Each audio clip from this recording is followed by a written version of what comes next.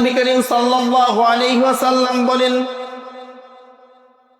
কেউ যখন কোনো আমানত তোমার কাছে রাখবে, কোনো কথার আমানত হতে পারে, কোনো অর্থের আমানত হতে পারে, কোনো ধন সম্পত্তির আমানত হতে পারে, কেউ যদি তোমাকে কোনো আমানত দেয়, ওই আমানত রক্ষা করতে হবে, আমানতের খেয়ানত করা যাবে না। আমানত রক্ষা করতে হবে। এটা হতে পারে অর্থ সম্পত্তি, হতে পারে টাকা পয়সা, হতে পারে কোনো কথা আপনাকে বলল, ভাই আমি এই কথাটা তোমাকে বললাম, এই কথা যেন দুকাল না হয়। এরকম অনেক আমানত হতে পারে। আমানত যদি কেউ আপনাকে দেয়, এই আমানত রক্ষা করা এটা ওয়াজিব, এটা ভঙ্গ করা যাবে না। এই আমানতের বিষয়ে আল্লাহ রাব্বুল আলামিন সূরা নিসা 4 নম্বর সূরা 58 নম্বর আয়াতে বলেন, ইন্নাল্লাহা ইয়া'মুরুকুম আন তু'আদ্দুল আমানা। আল্লাহ বলেন, হে আমার বান্দারা, হে আমার গোলামেরা, তোমরা আমানত, যে ব্যক্তির আমানত, এই ব্যক্তির যথাস্থানে তার কাছে আমানত পৌঁছিয়ে দাও। অর্থাৎ কেউ আপনাকে কিছু আমানত দিয়েছে, কিছু অর্থ সম্পত্তি, বাড়ির কাগজ দলিল বা যেই কোনো কাজ আপনাকে দিয়েছে, ভাই এটা আমি তোমাকে দিলাম, আমি অমুক দিন নিব, এটা আপনি খেয়ানত করতে পারবেন না, এটা আপনাকে ওই অবস্থাতে রেখে দিতে হবে। আর আল্লাহ বলছেন, ইন্নাল্লাহা ইয়া'মুরুকুম আন তু'আদ্দুল আমানা। তোমার কাছে যে আমানত আছে বান্দা, এটা তুমি পৌঁছিয়ে দাও, এটা রক্ষণাবেক্ষণ করো, এটাকে সুন্দর করে যত্ন করে রাখো। এজন্য এই আমানতের খেয়ানত করা যাবে না। যারা আমানতের খেয়ানত করে তাদের সম্পর্কে নবীজি ভয়ঙ্কর হাদিস বর্ণনা করেছেন। নবী করিম সাল্লাল্লাহু আলাইহি ওয়াসাল্লাম বলেন, মুসনাদে আহমদ 12657 নম্বর হাদিস, নবীজি বলছেন, আল ঈমানা লিমাল্লা আমানাতা লাহু। যে ব্যক্তি আমানত রক্ষা করে না, ওই ব্যক্তির ঈমান নাই।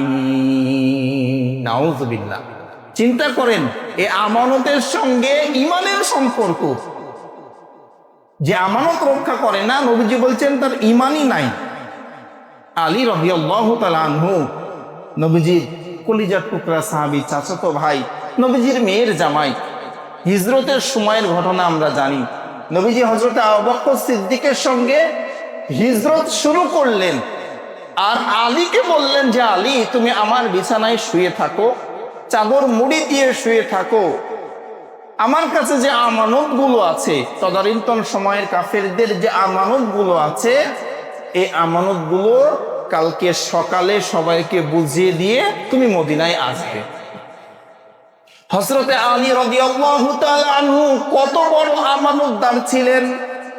হযরতে আলী বলতে পারতেন, ইয়া রাসূলুল্লাহ, ইয়া হাবিবাল্লাহ, নবী গো, আপনার বিছানায় আমি শুয়ে থাকবো, কাফেরেরা ঘরের মধ্যে এসে আপনি মনে করে আমাকে আঘাত করে মেরে দিতে পারে, আপনাকে মনে করে আমাকে মেরে ফেলতে পারে গো নবী।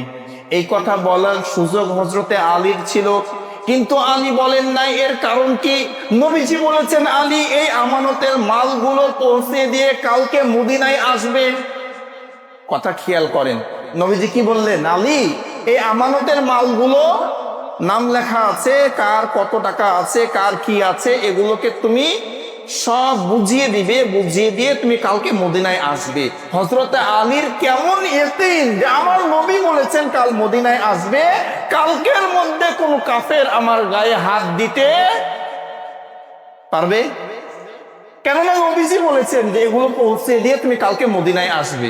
আলীর এই বিশ্বাসটা আছে, নবী যেহেতু বলেছে কালকে আমি মদিনায় যাব, কালকের আগ পর্যন্ত কোনো কাফের আমার গায়ে হাত দিতে পারবে না। দেখেন নবীজির আমানতদারিতা কেমন ছিল। যেই মানুষেরা তার জন্মভূমি মক্কায় তাকে রাখলেন না, রাতের অন্ধকারে মক্কা ছেড়ে চলে যেতে হলো, নবীজি চাইলে ওই মাল সম্পত্তি না দিয়ে চলে যেতে পারতেন। আমরা হলে কি করতাম? আমার জন্মভূমিতে তুই রাখলি না, আমার বাড়ি ঘরে রাখলি না, তোদের আমানত দিচ্ছি, চ এগুলো নিয়ে যে আমি ঢাকাতে বাড়ি করব। কথা ঠিক কিনা? কিন্তু নবীজি কি করলেন? হযরতে আলীকে দায়িত্ব দিলেন, আলী তুমি এগুলো পৌঁছে দিয়ে আসবে। এই আমানতদারিতা আমাদের মধ্যেও থাকতে হবে ভাই। তাহলে আমরা 3 নম্বরে শুনলাম যে আমানত রক্ষা করতে হবে।